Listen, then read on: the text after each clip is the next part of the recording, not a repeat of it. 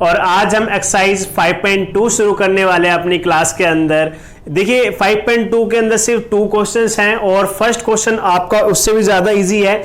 यहां पर question number 1 में क्या कहा है, how would you rewrite Euclid fifth postulate. क्या आप किस तरीके से यूक्लिड के फिफ्थ पोस्टुलेट को अलग से लिख सकते हो ताकि उसे समझना और ज्यादा आसान हो जाए।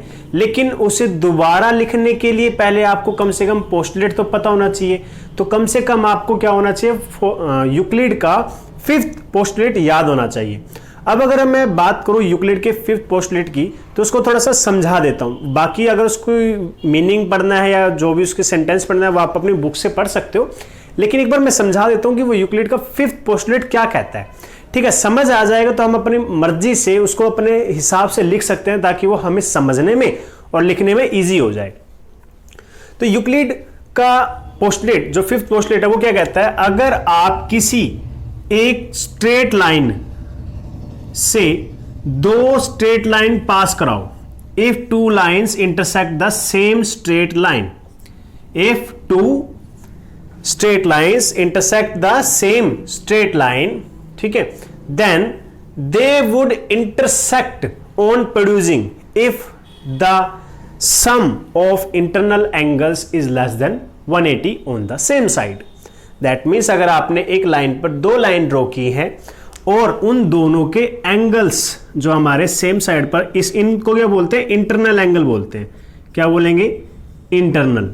ठीक है, इंटरनल या इंटीरियर भी बोल सकते हो और इंटरनल भी बोल सकते हो, तो इंटीरियर ज्यादा अच्छा रहेगा। ठीक है, इंटीरियर एंगल्स ये कैसे होते हैं, एक्सटीरियर एंगल।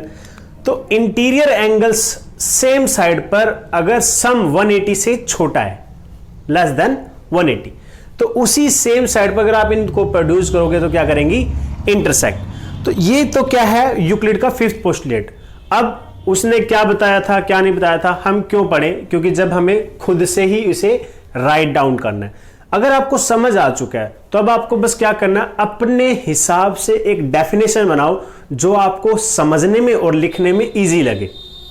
यहां पर किसी भी तरीके की डेफिनेशन आप लिख सकते हो, बस कंडीशन एक है कि उस पूरी डेफिनेशन से पूरा का पूरा मीनिंग क्लियर होना चाहिए और फिफ्थ पोस्टुलेट की जो वैल्यूज दी हुई है वही उसके अंदर हो। ऐसा नहीं कि आप अलग से कुछ वैल्यूज उसके अंदर पुट कर दो, नहीं। ठीक है, तो 2 कंडीशन है, एक तो मीनिंग ठीक निकलना चाहिए, दूसरा उसके अंदर ये सारी चीजें कंटेन्स भी होनी चाहिए। हो सकता है आपको एनसीईआरटी बुक का आंसर कुछ और मिले या कोई और हेल्प बुक का आंसर मिले, आप किसी और यूट्यूब में देखो तो वो अलग मिले। हर किसी का अलग हो सकता है क्योंकि हर किसी का समझने का नजरिया क्या है, अलग अलग होता है। अब हो सकता है कोई, मान लीजिए मैंने किसी क्वेश्चन के 2 मेथड करवा दिए, उसमें से एक मेथड आपको इजी लग रहा है और दूसरा मेथड किसी दूसरे बच्चे को इजी लग रहा है ना, हो सकता है ऐसा। तो इसी तरीके से हमें भी क्या करना है, हमें कहा गया है, जो स्टूडेंट है उसे कहा गया है कि आप इसे दोबारा लिखो। ठीक है, किसी टीचर को नहीं कहा गया, स्टूडेंट को कहा गया। ये क्वेश्चन स्टूडेंट के लिए है कि आप अपनी समझ के अनुसार जो आपको इजी लगता है उस लैंग्वेज में लिख दो। तो हम कोशिश करते हैं उसी लैंग्वेज में लिखने की, तो आप लोग भी ट्राई कर सकते हो। ठीक है, आप लोग भी खुद से ट्राई कर सकते हो इसे लिखने की, बस ग्रामेटिकल एरर का थोड़ा सा ध्यान रखना आपको। चलो शुरू करते हैं सॉल्यूशन। तो क्या लिखना है हमें, पोस्टुलेट नंबर 5,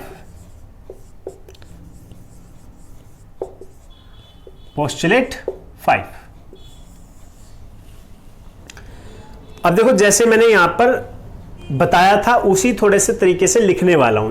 थोड़ा थोड़ा जो लगभग मेरा तरीका है वो यूक्लिड के फिफ्थ पोस्टुलेट जैसा ही है, बस थोड़ा सा उसको शॉर्ट कर दूंगा और हो सका तो थोड़ा इजी भी कर दूं। कैसे, देखो, if 2 lines intersect the same line, intersect the same line.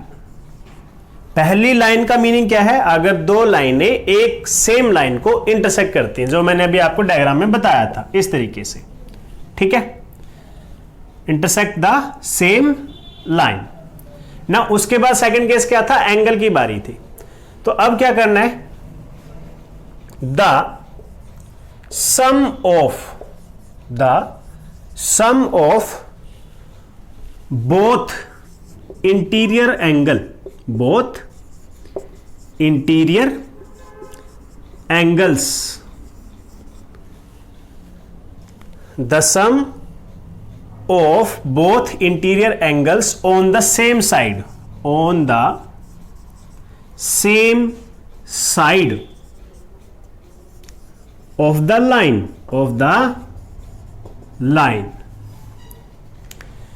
दोनों इंटीरियर एंगल्स जो कि हमारे इस लाइन के सेम साइड पर है, क्योंकि कहां पर है ये दोनों ही, ये भी राइट हैंड साइड पर है और ये भी कहां पर है, राइट हैंड साइड पर।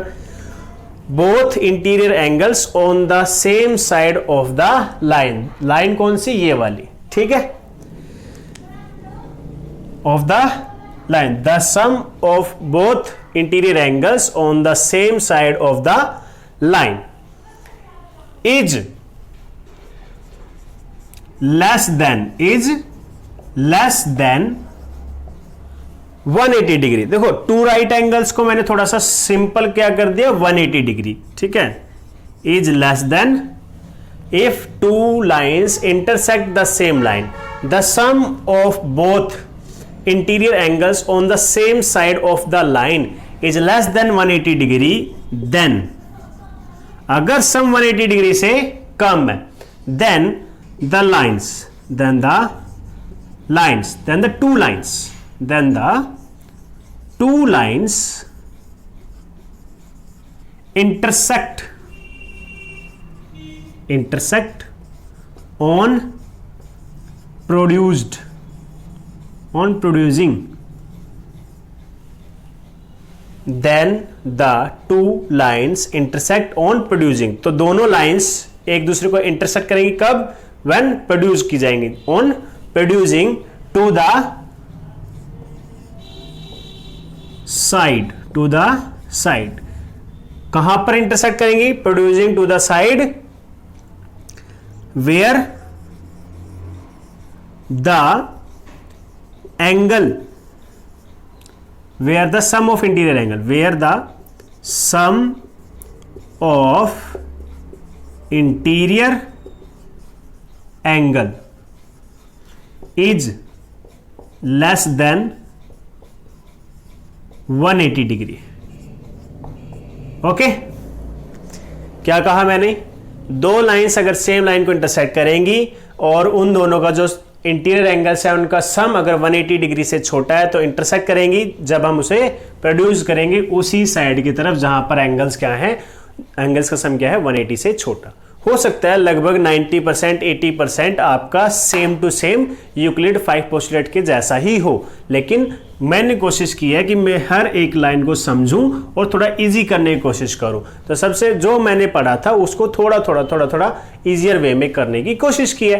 तो आप भी इसी तरीके से लिख सकते हो, ठीक है। और आपको और कोई अच्छा मेथड लगता है तो आप वो भी ट्राई कर सकते हो। चलो अब क्वेश्चन नंबर 2। सेकंड क्वेश्चन यहां पर आपको क्या बता रहा है, ध्यान से देखना है। कहते हैं क्या यूक्लिड का जो 5th पोस्टुलेट है वो पैरेलल लाइंस के बारे में भी कुछ इंफॉर्मेशन देता है? तो यस देता है, लेकिन कैसे देता है उसकी बात करते हैं। तो यहां पर बात करेंगे सॉल्यूशन की। किसकी बात करेंगे? सॉल्यूशन की, क्योंकि प्रॉब्लम्स तो बहुत सारी हैं, सॉल्यूशन होना चाहिए। सॉल्यूशन में पहले तो लिखेंगे यस। अब ये बताओ कि यूक्लिड का 5th पोस्टुलेट क्या कहता है। तो यहां पे बताएंगे according to Euclid's 5th postulate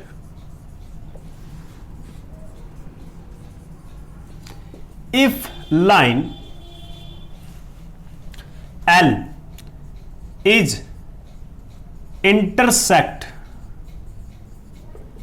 lines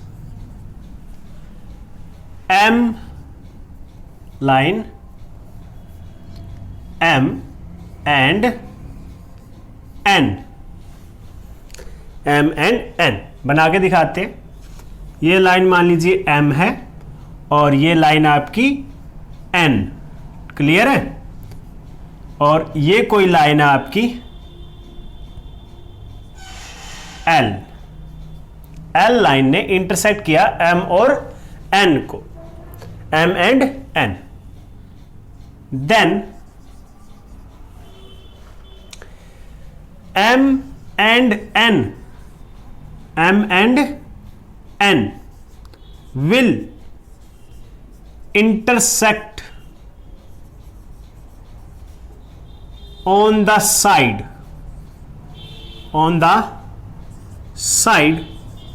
of L where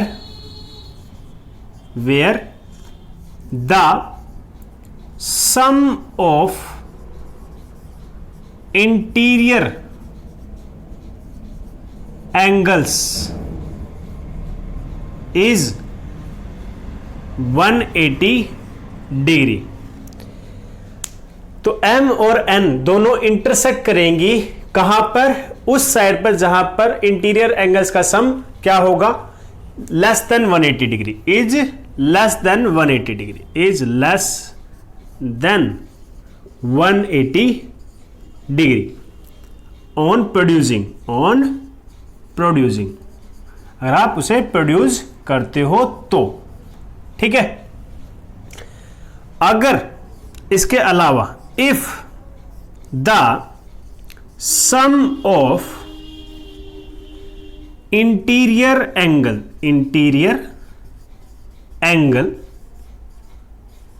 is 180, अगर एंगल क्या है, उनका सम क्या है 180, लेस देन 180 नहीं 180, तो लाइंस क्या है, इंटरसेक्ट नहीं करेंगी, देन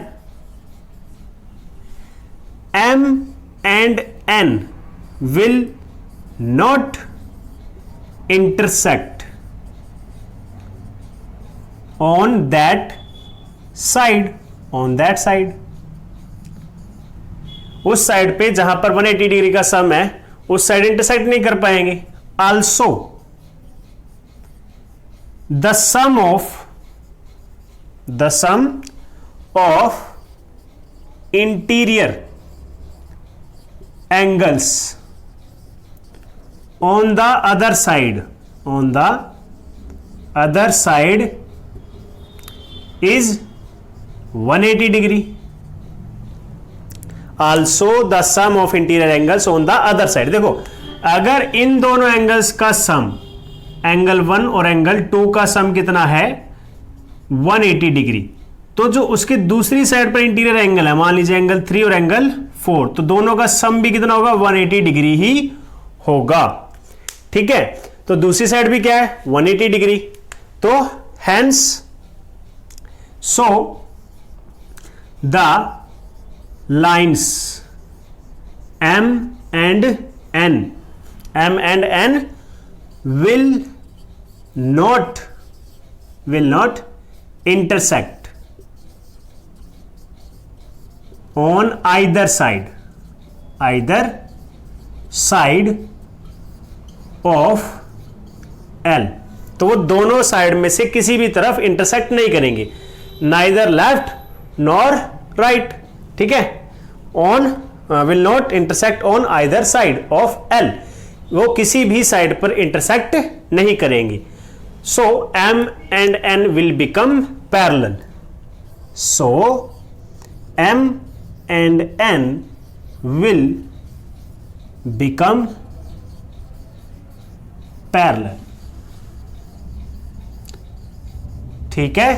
क्लियर हो गया ना, देखो कितना आसान था, क्योंकि यूक्लिड क्या कहता है, अगर किसी साइड पर इंटीरियर एंगल्स का सम 180 से कम है, लेस देन 180, तो लाइंस क्या करते हैं इंटरसेक्ट, लेकिन अगर 180 है तो इंटरसेक्ट नहीं करेगी, और अगर किसी भी साइड 180 इक्वल आ जाता है तो दोनों साइड क्या है इंटरसेक्ट नहीं करेगी, और जब कहीं पर भी इंटरसेक्ट नहीं कर रही मतलब कि वो क्या बन गई पैरेलल। तो हमने ये प्रूफ कर दिया, सिंपल था ये भी। तो आज की क्लास में बस इतना ही, हमने चैप्टर नंबर 5 को फिनिश कर दिया है।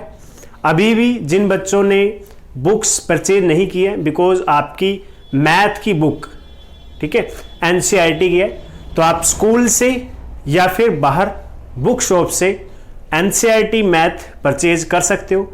अगर आप बुक परचेज नहीं कर सकते तो आप अपने फोन में बुक को डाउनलोड कर सकते हो। कैसे? NCERT phylloid, NCERT phylloid app का यूज करो और उससे अपनी सभी एनसीईआरटी बुक डाउनलोड कर लो जब तक आप परचेज नहीं कर पाते हो। बिकॉज परचेज तो करनी पड़ेगी, नेट से कब तक यूज करोगे, बट जब तक परचेज नहीं कर सकते आपका बहुत अच्छे से काम वहां पर चल जाएगा। ओके स्टूडेंट्स, तो थैंक यू आज के लिए। Have a good day.